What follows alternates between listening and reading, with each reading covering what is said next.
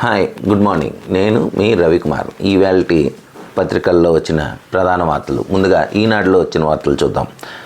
2047 నాటికి ప్రపంచంలోనే నెంబర్ 1గా తెలుగు జాతి ప్రపంచ తెలుగు సమాఖ్య 12వ మహాసభల్లో సీఎం చంద్రబాబు పేర్కొన్నారు. భారత్ ఒకటి లేదా రెండో అతిపెద్ద ఆర్థిక వ్యవస్థగా అవతరించుతుంది. ఎక్కడున్నా తెలుగువారు పరస్పరం సహకరించుకోవాలి. ఎదగాలంటే డబ్బు లేకున్నా ఆలోచన ఉంటే చాలు అని కూడా ఆయన వ్యాఖ్యానించారు.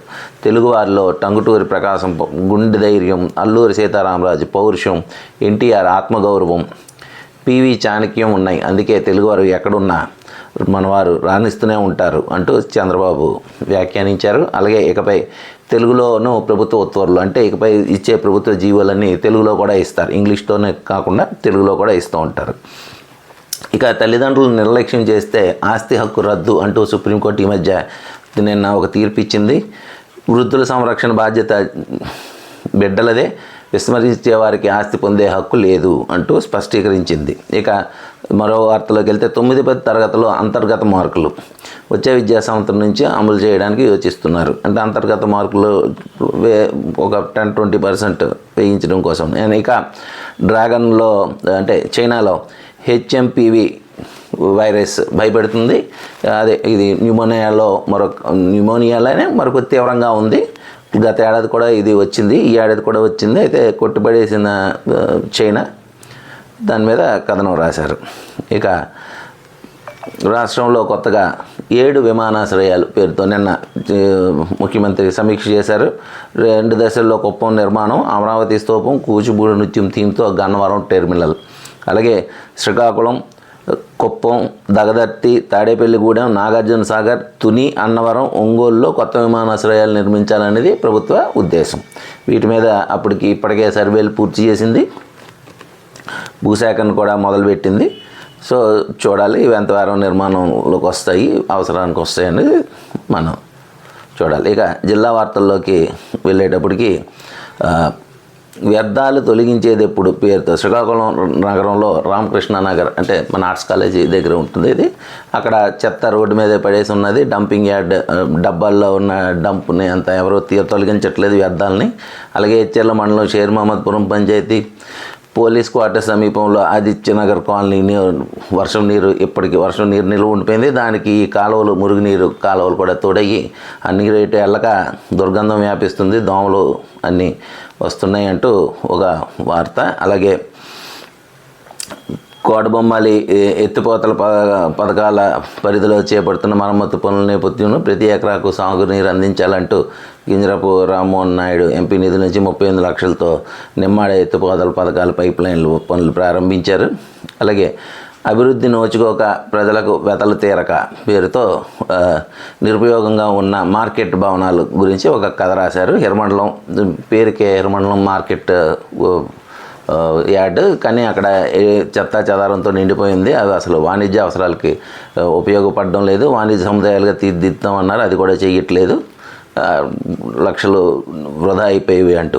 ఇక నరసనపేట మేజర్ పంచాయతీలో పాత బస్టాండ్ ప్రధాన రహదారిపై మురుగునీరు ప్రవహిస్తుంది. రోడ్డు మీదకే ఈ మురుగునీరు వచ్చేస్తుంది. హోటళ్ళు, షాపులు, వీళ్ళు వాడే నీరంతా రోడ్డుపైకే వస్తుంది. అది మెయిన్ రోడ్డు మీదకే వచ్చేస్తుంది. ఎటువంటి చర్యలు తీసుకోవట్లేదు, అధికారులు ఆ రోడ్డు మీద తిరుగుతూనే ఉంటారు అంటూ ఒక కథనం. అలాగే మండలంలో కన్నేవలస పంచాయతీలో కాలువలు మురుగు పేరుకుపోవడంతో దుర్గంధం వెలువడుతుంది. ఇది జిల్లా వ్యాప్తంగా ప్రతి చోట ఉంది. కాలువలు పూడికలు తీయడం కానీ, రోడ్ల మీద నీరు రాకుండా కాలువలు నిర్మించడం కానీ చెయ్యాలి. చాలా చోట్ల ఉంది. జిల్లా అధికారులు వీటి మీద దృష్టి పెట్టాలి. అలాగే నందిగా మండలం కాపుతెంబూరు పంచాయతీ లట్టిగా అంగన్వాడీ కేంద్రం ఎదురుగా ఉన్న బోరు 8 నెలలుగా మరమ్మతులకు గురైంది. దీన్ని ఎంతవరకు బాగు చేయలేదు అంటూ ఒక కథనం. వెంటనే బోరు బాగు చేయండి అంటూ అక్కడ వాసులు కోరుకుంటున్నారు. ఇక శిథిలావస్థలో డిఈఈ కార్యాలయం పాత నియోజకవర్గ కేంద్రమైన కొత్తూరులోని పంచాయతీరాజ్ 1 డివిజనల్ కార్యాలయం శిథిలమైన దర్శనమిస్తుంది. అప్పట్లో కొత్తూరు, బామిని, సీతంపేట మండలాల్లోని సర్పంచులు, గుత్తేదారులతో కిటకిలాడే కార్యాలయం నేడు వెలవెలబోయింది. డిఈఈ కార్యాలయం గత కొన్నేళ్లుగా కనీస నిర్వహణ పనులు చేపట్టి శిథిలావస్థకు చేరింది. ఈ సమస్యపై పంచాయతీరాజ్ ఏఈ దుర్గాప్రసాద్ స్పందిస్తూ నిర్వహణ పనుల్లో భాగంగా కార్యాలయాన్ని మరుగుపరిచేందుకు తగిన చర్యలు తీసుకుంటామని ప్రకటించారు. ఇక ఇలాగైతే ప్రమాదాలు జరగవా పేరుతో ఒక కథనం. ఇచ్చాపురం పురపాలక సంఘం దాసనపేట కోడల్లో ఉన్న హైమోస్ట్ విద్యుత్ స్తంభం వద్ద ప్రమాదకర పరిస్థితి ఏర్పడింది. ఇక్కడ విద్యుత్ తీగలు కిందకు వేలాడుతున్నాయి. ఇప్పుడు దీంతో ఎప్పుడు ఏ ప్రమాదం సంభవిస్తుందో అని ప్రజలు భయపడుతున్నారు. ఆ స్తంభం అది చుట్టుపక్కల ఉన్న ఇబ్బంది అంటే కూలిపోయింది, కరెంట్ స్తంభం కట్టింది, దిమ్మ గట్ట ఆ రోడ్ల మీదకి ఆ వైర్లు గట్ట బయటకు వచ్చేసాయి. దాని మీద ఒక కథ. అలాగే కొన్ని రోజులుగా పట్టణంలో పొగమంచు కమ్మేస్తుంది. పట్టణం అంతా, జిల్లా అంతా కూడాను. దీంతో వృద్ధులు, చిన్నపిల్లలు శ్వాసకోశ సంబంధ వ్యాధులతో ఇబ్బంది పడుతున్నారు అంటూ ఒక కథనం. అలాగే కాశీబుగ్గ గాంధీనగర్ సచివాలయం పరిధి గ్రామం గాయత్రి నగర్ నివాస గృహాల మధ్య వచ్చే మురుగు నీరంతా రహదారిపైకే ప్రవహిస్తుంది. ఒక కాలనీ నీరంతా మెయిన్ రోడ్డు మీదకి వచ్చేస్తుంది. అంటే పరిస్థితి ఎలాగ ఉంటుందో మీరు ఊహించవచ్చు. ఇటువంటి వాటి మీద అన్ని చర్యలు తీసుకోవాలనుకుంటూ అక్కడ ప్రజలు కోరుతున్నారు. అలాగే జగనన్న కాలనీలో అసంపూర్తి నిర్మాణాల పేరుతో ఒక కథనం రాసింది. ఇది ఈనాడు రాసింది. అసలు మామూలుగా ఏంటంటే ఒక కాలనీ ఎవరైనా అప్రూవల్ పెట్టారనుకోండి, ఒక లేఅవుట్ వేయడానికి, ప్రైవేట్ వాడు పెడితే దానికి ముందు బిఎల్పి నెంబర్ అని ఇస్తారు. వాళ్ళు రోడ్లు వేయాలి, కాలువలు నిర్మించాలి, కరెంటు పోల్ వ్యవస్థ నిర్మించాలి. ఆ తర్వాతే వాళ్ళు ప్లాన్ అమ్ముకోవడానికి, ఇల్లు కట్టుకోవడానికి అనుమతులు ఇస్తారు. జగనన్న కాలనీ పేరుతో అసలు జగన్ ప్రభుత్వం, గత ప్రభుత్వం కాలనీలో మార్కింగ్ చేసి రాళ్ళు వేసింది తప్ప రోడ్లు వేయలేదు, ఎటువంటి కాలువలు నిర్మించలేదు, కరెంట్ స్తంభాలు ఇవ్వలేదు. నిజంగా అవి ఇచ్చి ప్రజలకు వదిలేస్తే ఆ ప్రజలే కట్టుకొని ఉందిరేమో ఇల్లు. ఆ పని ఆ ప్రభుత్వం చేయలేదు. ఈ ప్రభుత్వం వచ్చాక అసలు పట్టించుకోవడం లేదు. వాళ్ళు చాలామంది డబ్బులు కట్టి కొనుక్కున్న వాళ్ళు ఉన్నారు. వాళ్ళు ఇల్లుకు కూడా కట్టి ప్రభుత్వమే ఇవ్వడం కోసం డబ్బులు కట్టిన వాళ్ళు ఉన్నారు ఇందులో. అలాగే తాము సొంతంగా కట్టుకుంటాం అనుకున్న వాళ్ళు చాలామంది కట్టుకున్నారు. వాళ్ళు ఆ మురుగు నీరంతా రోడ్డు మీదకే వదిలేస్తున్నారు. ఎందుకంటే రోడ్లు లేవు, కాలువలు లేవు. విద్యుత్ కూడా వాళ్ళు సొంత డబ్బులతో కొంతమంది వేయించుకుంటున్నారు. ఇటువంటి అసౌకర్యాలతో జగనన్న కాలనీలు ఉన్నాయి. దీని మీద రాష్ట్ర వ్యాప్తంగా చాలా చోట్ల ఉంది. మా శ్రీకాకుళంలో చెప్పాలంటే అసలు నాకు తెలిసి జిల్లాలో ఒక కాలనీ కూడా మొదలవ్వలేదు. ఇలాగే ఉంటాయి. దాని మీద ప్రభుత్వం దృష్టి సారించాలి. ఆ బాధితులకి అండగా నిలవాలి. ఇంకా సావిత్రిబాయి పూలే ఆదర్శనీయురాలు పేరుతో నిన్న శ్రీకాకుళం జిల్లా వ్యాప్తంగా అన్ని కళాశాలల్లోనూ ఉపాధ్యాయులు సావిత్రిబాయి పూలేకి నివాళులర్పించారు. దీనిలో చాలా చోట్ల రాజకీయ నాయకులు కూడా పాల్గొన్నారు. ఈ రాష్ట్ర వ్యాప్తంగా, మన జిల్లా వ్యాప్తంగా చేశారు. బహుశా ఇది జనసేన వాళ్ళు ఇంపాక్ట్ అయ్యి ఉండొచ్చు, ఉమ్మడి వాళ్ళు ప్రోద్బలం ఉండొచ్చు. అందుకని ప్రభుత్వం నిర్వహించింది. అలాగే నీరు పోయేది అలా ఇచ్చాపురం ప్రభుత్వ డిగ్రీ కళాశాల సమీపంలో నివాసిత ప్రాంతాల్లో పక్కా కాలువలు లేక మురుగునీరు రోడ్డుపైకే ప్రవహిస్తుంది. ఒక కాలువలు నిర్మించరా అంటూ అక్కడ ప్రజలు. అలాగే చిన్నవంక బాతుపురం రహదారి పరిసరాల్లో వ్యర్థాలు పేరుకుపోయి రోడ్డు అంతా దుర్గంధమయం అయిపోయింది. దీన్ని పట్టించుకునేవారు లేరు అంటూ ఒక కథనం. అలాగే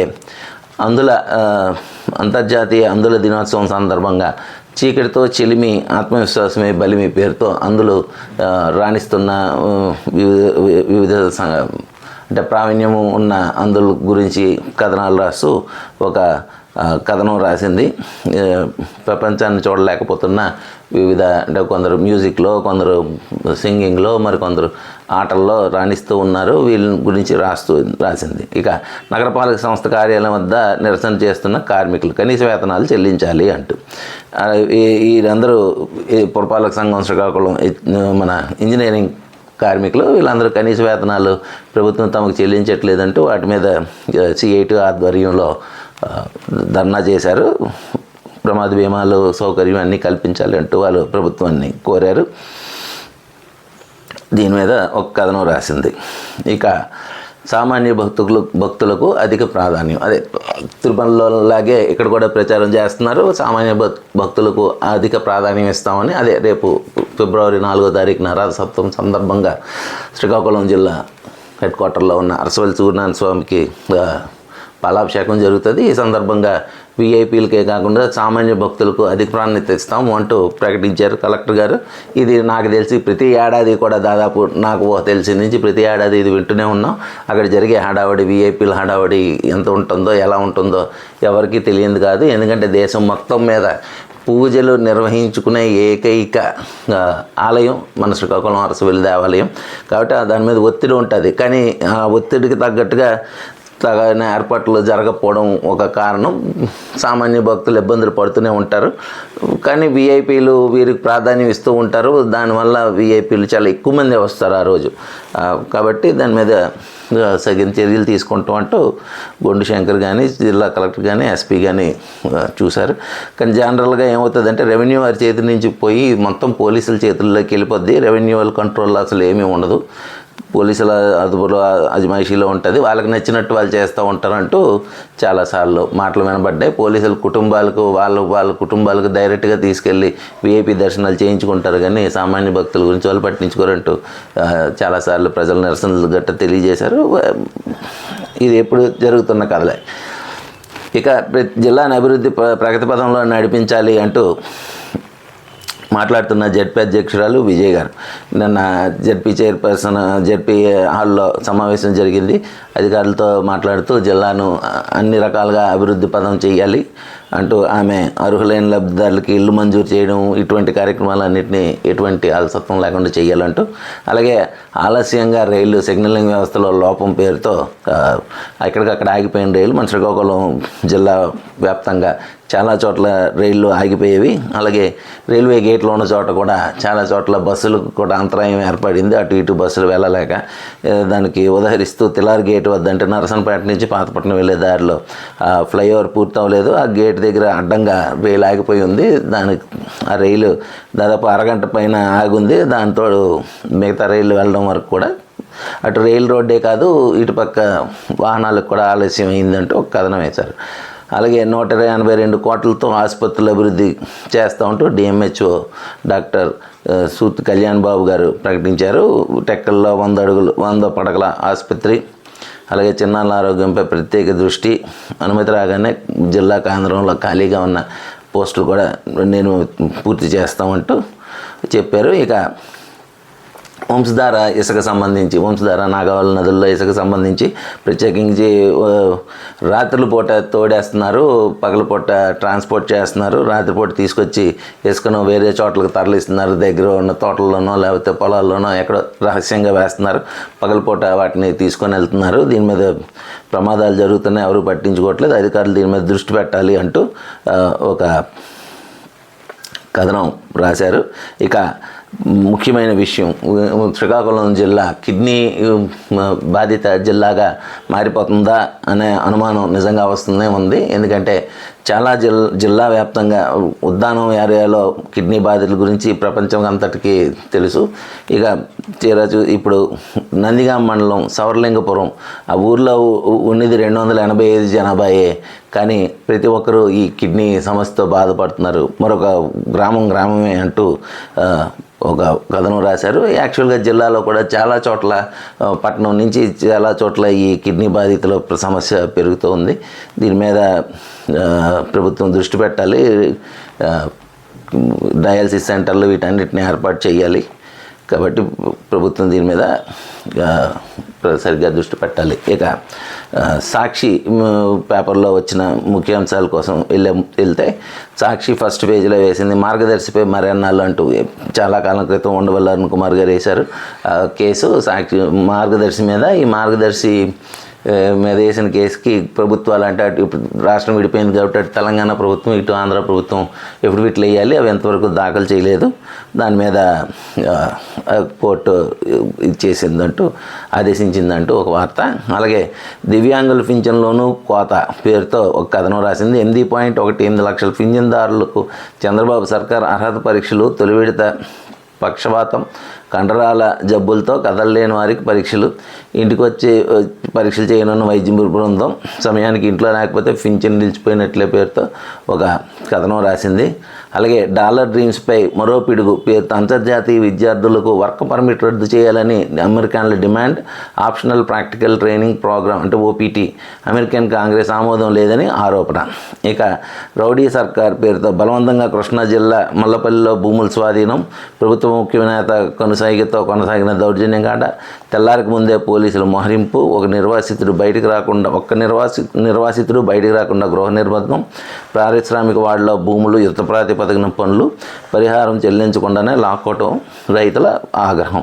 అలాగే కొత్తగా 7 విమానాశ్రయాల పేరుతో, అలాగే మా ముందు చెప్పులతో నడవద్దు పేరుతో ఒక కథనం, మా వీధిలో తిరగొద్దు, ఊర్లో ఉండొద్దు, దళితులపై రెచ్చిపోయిన టీడీపీ రౌడీ మూకలు ఎదురు తిరిగినందుకు దాడి, 8 మంది బైకుల దహనం, బాధితులు అండగా నిలిచిన వైఎస్ఆర్సీపీ నేతలపైన దాడులు, కేసులు, వైఎస్ఆర్సీపీ వారే మాపై దాడి చేశారంటూ టీడీపీ రివర్స్ గేర్. ఈ కలెక్టర్లకు ఎస్పీలకు మాకు న్యాయం చేయాలని దళిత మహిళలు మొరపెట్టుకున్నారంటూ ఒక కథనం రాసింది. అలాగే ఇక జిల్లా వార్తల్లోకి వెళ్తే, ముంగిళ్ళలో మురుగు పేరుతో కాలువల్లో పెరిగిపోయిన చెత్త ప్రతిరోజు వస్తూనే ఉంది. కాలువల్లో పెరిగిపోయిన చెత్త, రోడ్ల మీదకి వచ్చేసిన బురద, రోడ్లు పాడైపోయి ఈ నీరు వచ్చేయడంతో దోమల బాధ ఇది ప్రతి చోట ఉంది, జిల్లా వ్యాప్తంగా ఉంది. దాని మీద ఒక కథనం. అలాగే కూరగాయల రైతులు కుదేలు, ఈ మధ్య పడిన వర్షాలకి టమాటా పంట కానీ, ఉల్లి పంట కానీ, అలాగే క్యాబేజీ పువ్వు కానీ, ఈ కాయగూరలు అలాగే ఆకుకూరలు పంటలు బాగా నాశనం అయిపోయినాయి. వాటి మీద కుదేలైన రైతుల పేరుతో ఒక కథనం రాసింది. అలాగే సారవకోట మండలం అర్లీ టోల్ గేట్ నుంచి అర్లీ గ్రామానికి వెళ్ళే రహదారి ఒకవైపు పూర్తిగా ధ్వంసం అయిపోయింది. అది ఉన్నదే చిన్న రోడ్డు, అందులో సగం పూర్తిగా ధ్వంసం అయిపోయింది. ఎవరు తవ్వేసినట్టే ఉంది ఫోటోలో.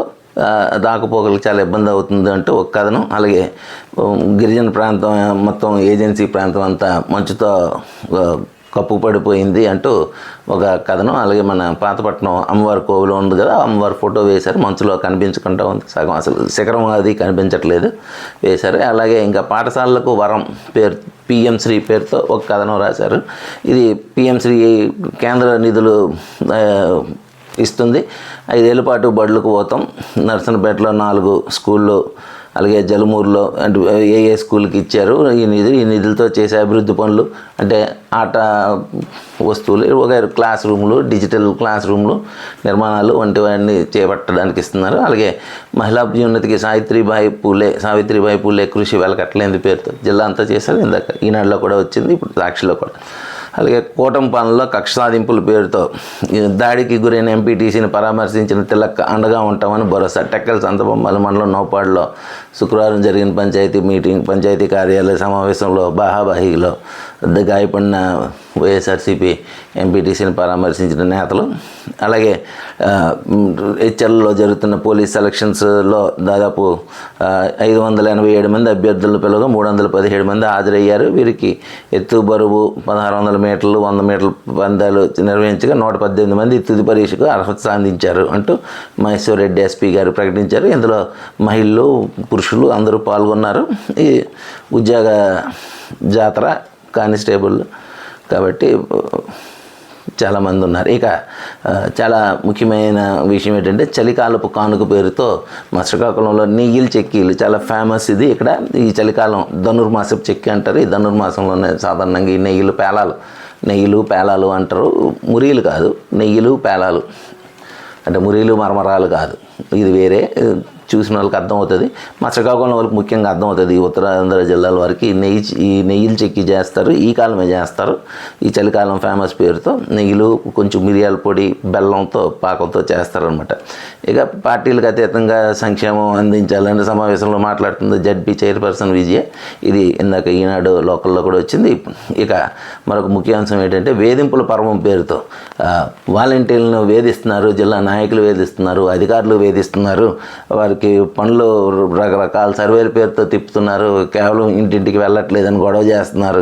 రకరకాలు ఇండ్లు వాళ్ళ మీద ఎన్ని రకాలుగా అన్ని రకాలుగా వేధిస్తున్నారంటూ ఒక కథనం రాశారు. ఇది ఇవాళ సాక్షిలో వచ్చిన వార్తలు. వాచ్ చేసినందుకు ధన్యవాదాలు. Please like, subscribe and share.